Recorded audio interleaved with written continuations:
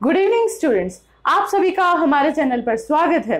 तो आज हम करेंगे क्लास 10th की साइंस का लेसन नंबर 10 जिसका नाम है प्रकाश मतलब लाइट। ये वीडियोस आपको बाइलैंग्वेज मिलेगी, हिंदी और इंग्लिश मीडियम दोनों से ही मिलेगी। तो आज हमारा है पार्ट नंबर 2। पार्ट नंबर 1 में मैं इसका इंट्रोडक्शन परावर्तन के बारे में करवा चुकी हूँ, परावर्तन की जो प्रतिबिंब बनते हैं उनके बारे में करवा चुकी हूँ, मतलब रिफ्लेक्शन के बारे में करवा चुकी हूँ, कनकेव एंड कन्वेक्स मिरर के बारे में करवा चुकी हूँ और उनके बनने वाले इमेजेस को करवा चुकी हूँ। आज हम करेंगे uses of concave mirror, uses of convex mirror, इनके जो फॉर्मूलाज हैं और इनके जो न्यूमेरिकल हैं। तो चलिए शुरू करते हैं आज का हमारा टॉपिक। सबसे पहले है uses of concave mirror. Concave mirror आपको पता है क्या काम करता है। Concave mirror as a converging का काम करता है। कन्वर्जिंग का मतलब मान लो ये आपके पास एक कनकेव मिरर है, इसके अंदर जितनी भी प्रकाश की किरण जाती हैं ये उन सबको एक बिंदु पर फोकस करने का काम करता है। ये उन सबको एक बिंदु पर फोकस करने का काम करता है, मतलब ये लाइट की बीम्स को कन्वर्ज करने का काम करता है। तो इसीलिए हम इसको दूसरे नाम से भी जानते हैं कन्वर्जिंग मिरर। कन्वर्जिंग करना मतलब केंद्रित करना, प्रकाश की अलग अलग किरणों को एक ही बिंदु पर केंद्रित करना, इसीलिए हम इसे कहते हैं कन्वर्जिंग मिरर। तो देखिए इसके इस बेसिस पर यूज क्या क्या होंगे। Use in torches, search lights and vehicle headlights to get powerful parallel beam of light.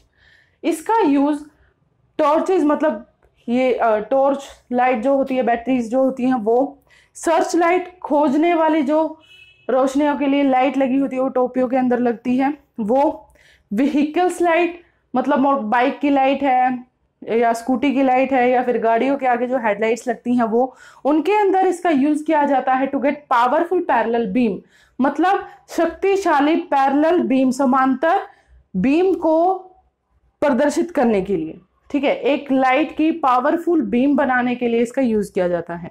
Concave mirror are used to dentist to large images to see large images of teeth of patients.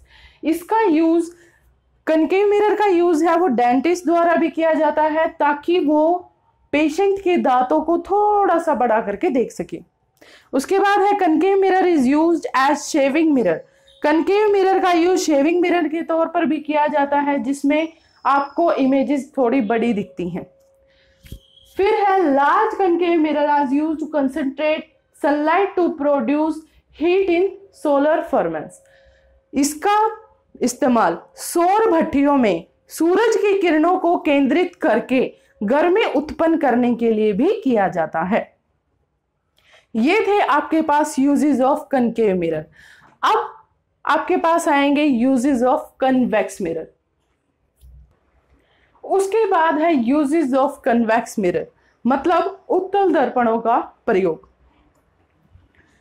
Convex mirror are used as rear view mirrors in vehicle because convex mirror का इस्तेमाल बहुत ज्यादातर vehicles में किया जाता है क्योंकि they always gives an erect three dimensional image. ये हमेशा सीधी और डिमिनिश्ड इमेज दिखाते हैं। ठीक है, क्यों? क्योंकि हमेशा सीधी और डिमिनिश्ड मतलब आकार में छोटी इमेज दिखाना पसंद करते हैं या दिखाते हैं। उसके बाद देखो, जितनी ज्यादा छोटी इमेजेस दिखेंगी हमें उतना ज्यादा एरिया दिखेगा। जितनी ज्यादा छोटी इमेज दिखेंगी उतना ही ज्यादा एरिया दिखेगा। ट्रैफिक की जो लाइट्स होती हैं, साइड मिरर्स जो होते हैं, उनके अंदर जितनी ज्यादा हम एरिया को देखेंगे उतना ही ज्यादा हम अच्छे से ट्रैफिक को जज कर सकेंगे, रोड को जज कर सकेंगे या फिर आपको गाड़ी चलाने में आसानी होगी। दूसरा, they have a wider field to view as they are curved outward. उनके पास ज्यादा बड़ा एरिया हो जाता है। क्यों? क्योंकि दे आर डाइवर्जिंग मिरर। आपको पता है कि कन्वेक्स मिरर के ऊपर जितनी भी लाइट्स पड़ती हैं ये उन सबको क्या करता है? डाइवर्ज कर देता है। क्या कर देता है? डाइवर्ज कर देता है, मतलब फैला देता है। That's why it is known as diverging mirror। इसलिए हम इसको क्या कहते हैं? डाइवर्जिंग मिरर भी बोलते हैं। इसीलिए इसका जो इस्तेमाल है वो ज्यादातर व्हीकल्स में किया जाता है, क्योंकि इनका जो एरिया है वो बड़ा हो जाता है, इनका जो एरिया है वो लार्ज बनता है। Convex mirror are used to blind turns on a point of merging traffic to facilitate vision of both side traffic। जहां पर बिल्कुल ब्लाइंड टर्न है, मतलब बिल्कुल मान लो कि ये रोड है और रोड से एकदम से इस तरफ जाना है, ठीक है, रोड के एकदम से इस तरफ जाना है, ये बिल्कुल एक ब्लाइंड टर्न है।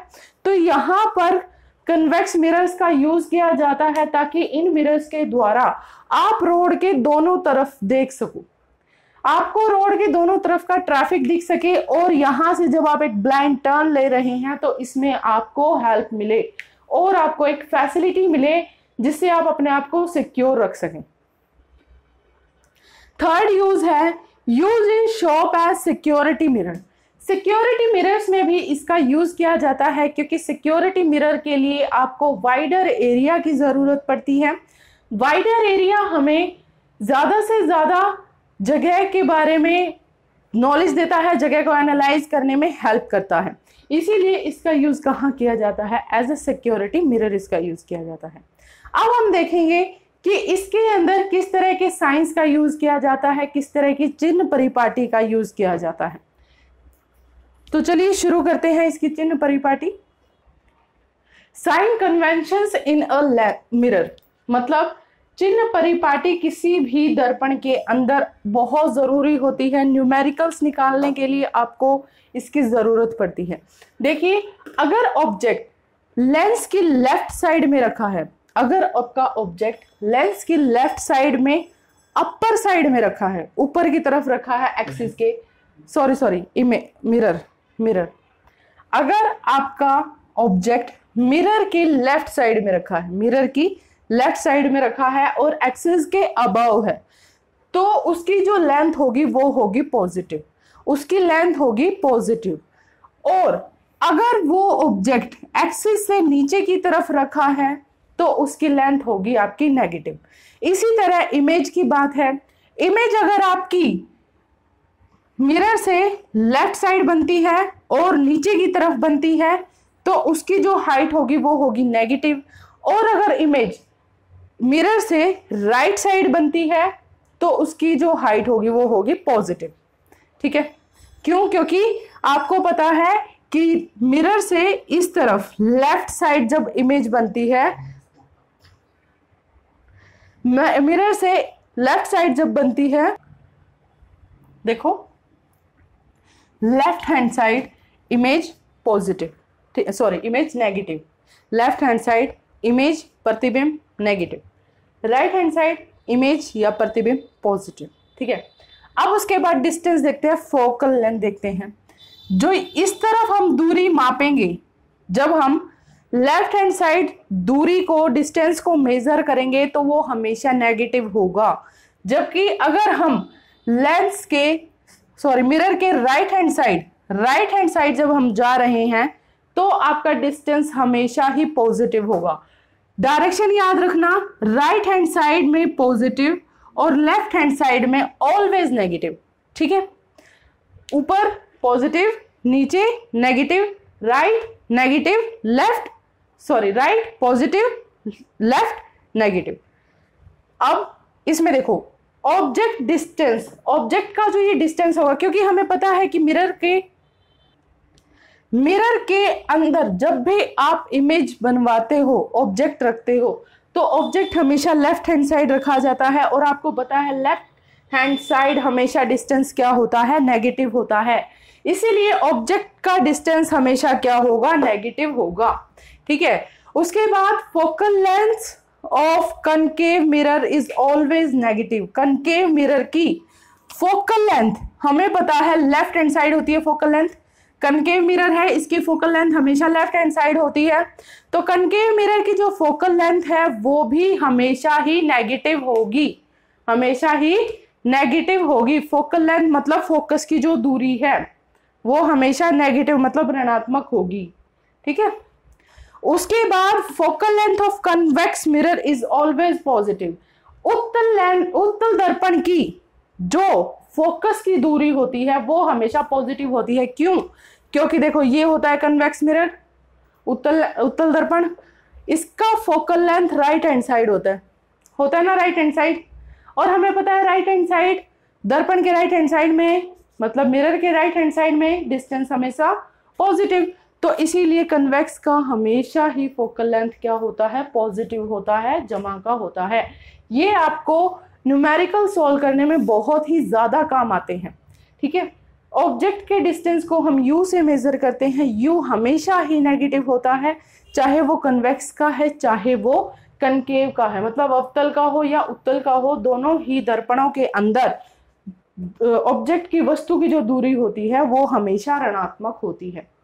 उसके बाद फोकल लेंथ है अवतल की ऋणात्मक होगी और उत्तल की धनात्मक होगी। इन बातों का ध्यान रखिए और आपके न्यूमेरिकल्स बहुत आसानी से निकल जाएंगे। अब इसके बाद हम कुछ सूत्र के बारे में आपसे डिस्कस करेंगे, कुछ फॉर्मूलाज, जैसे मिरर फॉर्मूला, आवर्धन, इन सब के जो सूत्र हैं वो भी आपके न्यूमेरिकल में काम आते हैं।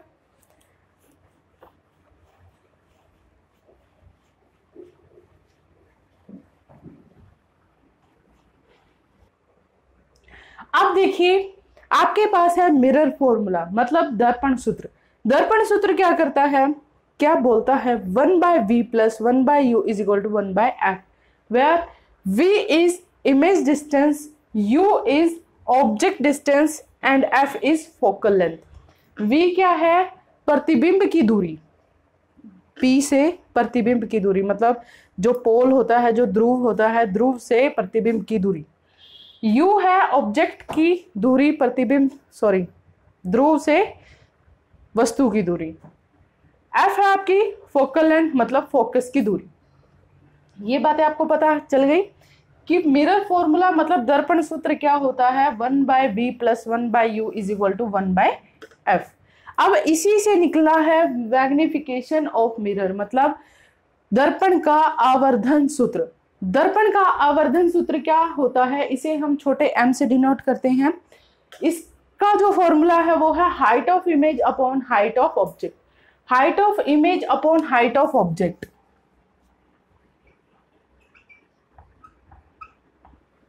मतलब इमेज की लंबाई, प्रतिबिंब की लंबाई बटे वस्तु की लंबाई। जहां पर h1 है आपका प्रतिबिंब की लंबाई, h0 है आपका ऑब्जेक्ट की लंबाई, ऑब्जेक्ट की हाइट मतलब वस्तु की हाइट। इसे हम v/u भी लिख सकते हैं। v आपको अभी बताया था मैंने क्या होता है, v क्या होता है, इमेज की दूरी, प्रतिबिंब की दूरी, और u क्या होता है आपके पास वस्तु की दूरी। अब देखिए इसकी एक पहचान है जिससे आप आसानी से न्यूमेरिकल पोर्शन कर सकते हैं। न्यूमेरिकल करते हुए आपको आसानी हो जाएगी। अगर m नेगेटिव है, अगर m की वैल्यू नेगेटिव है तो आपकी जो इमेज है वो रियल आएगी। इससे आप ऑप्शनल क्वेश्चंस बहुत आसानी से कर सकते हो। अगर m की वैल्यू नेगेटिव है तो आपकी जो इमेज है वो क्या है, रियल है। अगर आपके m की वैल्यू पॉजिटिव है तो आपका जो इमेज है वो वर्चुअल है। वर्चुअल का मतलब आभासी है, ठीक है। अगर m माइनस का आए ना तो इसका मतलब जो उसका प्रतिबिंब बना है वो वास्तविक बना है। अगर m धनात्मक आता है, प्लस का आता है, तो जो उसका प्रतिबिंब है वो है आपका काल्पनिक। उसके बाद अगर दोनों लंबाई बराबर हैं और मैग्निफिकेशन 1 आता है तो इसका मतलब वस्तु की लंबाई और उसके प्रतिबिंब की लंबाई बिल्कुल सेम है। अगर आपके पास m <1 है, 1 से छोटा है, तो वस्तु का आकार, प्रतिबिंब का आकार छोटा हो जाएगा। अगर m 1 से छोटा है तो प्रतिबिंब का आकार 1 छोटा हो जाएगा। अगर m 1 से बड़ा आ जाता है तो प्रतिबिंब का आकार बड़ा हो जाता है। ये कुछ ऐसी बातें हैं जिनको आप याद रख सकते हो। इसमें एक पॉइंट और है, अगर m पॉजिटिव है तो ये कन्वेक्स लेंस होगा, कन्वेक्स मिरर होगा, अगर m पॉजिटिव है तो ये कन्वेक्स मिरर होगा। और अगर m नेगेटिव है तो ये कनकेव मिरर होगा, कनकेव मिरर होगा। मतलब अगर m माइनस का है तो अवतल दर्पण होगा, अगर m प्लस का है तो उत्तल दर्पण होगा। देखिए इसमें भी एक कंडीशन है less than 1 and greater than 1 की, इसमें भी ये दो कंडीशन अप्लाई होती हैं, less than 1 and greater than 1। If greater than 1 then convex, if less than 1 then concave. ठीक है, अगर एक से बड़ा है तो उत्तल, अगर एक से छोटा है तो अवतल। ये बातें आपको ध्यान रखनी है जिससे आपके न्यूमेरिकल्स बहुत आसानी से निकल जाएंगे। ये कुछ शॉर्ट ट्रिक्स हैं, कुछ शॉर्ट बातें हैं जिनको आप इजीली देख के ऑप्शनल क्वेश्चन आसानी से तैयार कर सकते हैं। चाहे आप आईआईटी की तैयारी करते हैं, नीट की तैयारी करते हैं, या किसी और साइंस के रिलेटेड कुछ भी तैयार कर रहे हैं, कोई कॉम्पिटिटिव तैयार कर रहे हैं, या कोई 10th के सीबीएसई के लिए तैयार कर रहे हैं, कुछ भी तैयार कर रहे हैं, उसके अंदर ये बातें आपके लिए बहुत ज़्यादा ज़रूरी है। तो चलिए अब हम करते हैं इसका एक न्यूमेरिकल जिससे आपको एक क्वेश्चन और अच्छे से समझ आ जाएगा। अब एक न्यूमेरिकल लेते हैं जिससे आपको अच्छे से सब कुछ क्लियर हो जाएगा। A concave mirror produce thrice time of and large real images of object placed at 10 centimeter in front of it. Where is the image located? देखो आपके पास एक कनकेव मिरर दे रखा है, ठीक है, उस कनकेव मिरर के अंदर 10 सेंटीमीटर दूरी पर, ये जो 10 सेंटीमीटर की दूरी है, यहां पर क्या दे रखा है, ऑब्जेक्ट दे रखा है। ठीक है, तो अब देखो ऑब्जेक्ट दे रखा है, फिर उसने क्या बोला है कि जो इमेज बनती है वो इसकी थ्राइस टाइम मैग्नीफाइड है। मतलब जो आपकी इमेज बनती है ए बी, इमेज पहले बात तो रियल बनती है, ठीक है, और फिर इससे थ्राइस टाइम लंबाई में बनती है। मान लो इसकी हाइट h है, तो जो इसकी इमेज की हाइट होगी, इमेज की जो हाइट होगी वो क्या होगी आपके पास, क्या होगी, माइनस के 3h, माइनस के 3h। क्यों होगी माइनस के 3h? क्योंकि रियल इमेज बनेगी, रियल इमेज बनेगी, रियल इमेज हमेशा लेफ्ट हैंड साइड बनेगी और एक्सिस के नीचे की तरफ बनेगी। अगर एक्सिस से नीचे की तरफ बनती है तो मैंने आपको बताया था कि लेंथ नेगेटिव ली जाती है, लेंथ नेगेटिव ली जाती है। तो अब देखो इसके लिए मैं आवर्धन का सूत्र लगाती हूं। आवर्धन का सूत्र क्या होता है, इमेज का डिस्टेंस बाय ऑब्जेक्ट का डिस्टेंस, इमेज का डिस्टेंस बाय ऑब्जेक्ट का डिस्टेंस, और ये किसके इक्वल होता है, माइनस के वी बाई यू के, माइनस के वी बाई यू के। अब देखिए, अब जैसा कि हमें पता है h1 की जगह मैं क्या रखूंगी, इमेज की हाइट मैंने क्या ली है, माइनस के 3h, माइनस के 3h। h नोट क्या लिया है मैंने, जो आपका भाई ऑब्जेक्ट की जो हाइट है वो मैंने h ली है, तो यहां पर मैंने हाइट की जगह ले लिया h, इक्वल्स माइनस के v बाय u। u आपके पास क्या दे रखा है, 10, u आपके पास क्या दे रखा है, 10, u आपके पास क्या दे रखा है, 10। अब देखो h से h कैंसिल, माइनस से माइनस कैंसिल, तो v बराबर कितना हो जाएगा, 10 into 3 is equal to 30 centimetre. ठीक है, आपको बताना क्या था कि जो प्रतिबिंब है वो दर्पण से कितना दूर है, तो जो आपका प्रतिबिंब है वो दर्पण से कितना दूर है, 30 सेंटीमीटर दूर है। समझ आ गया ये क्वेश्चन? कुछ नहीं है, कोई भी दिक्कत नहीं है, एक बार दोबारा देख लो। इसने बोला है कि जो एक वस्तु है वो अवतल दर्पण से 10 सेंटीमीटर की दूरी पर रखी है, रख दी। अब उसके बाद उसने बोल दिया कि जो वस्तु की लंबाई है उससे 3 गुना ज्यादा उसके प्रतिबिंब की लंबाई है। तो प्रतिबिंब की लंबाई कितनी, मैंने उसकी वस्तु की लंबाई कितनी मान ली, h मान ली, तो उसकी प्रतिबिंब की लंबाई कितनी होगी, माइनस की 3h होगी।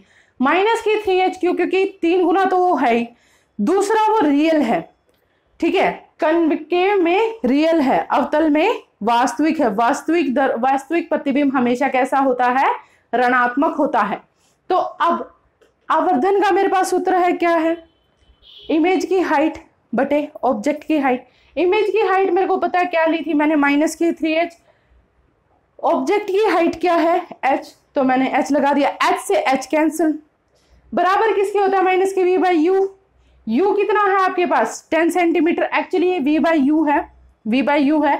ये u आपका लेफ्ट हैंड साइड है जिसकी वजह से ये नेगेटिव है, लेफ्ट हैंड साइड था जिसकी वजह से ये नेगेटिव था, ठीक है। तो नेगेटिव से नेगेटिव कैंसिल हो गया था। अब v क्या आ गया था आपके पास, 10 into 3 is equal to 30 centimetre, मतलब प्रतिबिंब की दूरी कितनी आपकी 30 सेंटीमीटर। उम्मीद करती हूँ ये क्वेश्चन आपको समझ आया होगा। इसी तरह से आपके बाकी क्वेश्चंस भी आते हैं, रिलेशंस आते हैं, इमेजेस के बारे में पूछा जाता है, इमेजेस बड़ी बनेंगी या छोटी बनेंगी, हाइट कैसे बनेगी, इस हाइट की बनेगी या उस हाइट की बनेगी, दूरी कितनी बनेगी, फोकल लेंथ जैसे आपको रेडियस दे दिया जाएगा, रेडियस ऑफ कर्वेचर आपको दे देगा 10 सेंटीमीटर है, तो आपसे पूछ लेगा फोकल लेंथ कितनी होती है। फोकल लेंथ के लिए मैंने आपको बताया था r/2 का सूत्र लगता है, तो फोकल लेंथ हो जाएगा 10/2 मतलब 5 सेंटीमीटर। इस टाइप से आपके पास बहुत सारे क्वेश्चंस आ सकते हैं। उम्मीद करती हूँ आपको आपका आज का टॉपिक अच्छा लगा होगा, समझ आया होगा। अगर आपको हमारी वीडियो अच्छी लगी है तो प्लीज़ ज़्यादा से ज़्यादा शेयर कीजिए, लाइक कीजिए एंड सब्सक्राइब कीजिए, ताकि हमें मोटिवेशन मिल सके कि हम आपके साथ और भी ज़्यादा टाइम स्पेंड कर सकें और भी ज़्यादा आपके लिए वीडियोस लेकर आ सकें। थैंक यू एंड नमस्ते।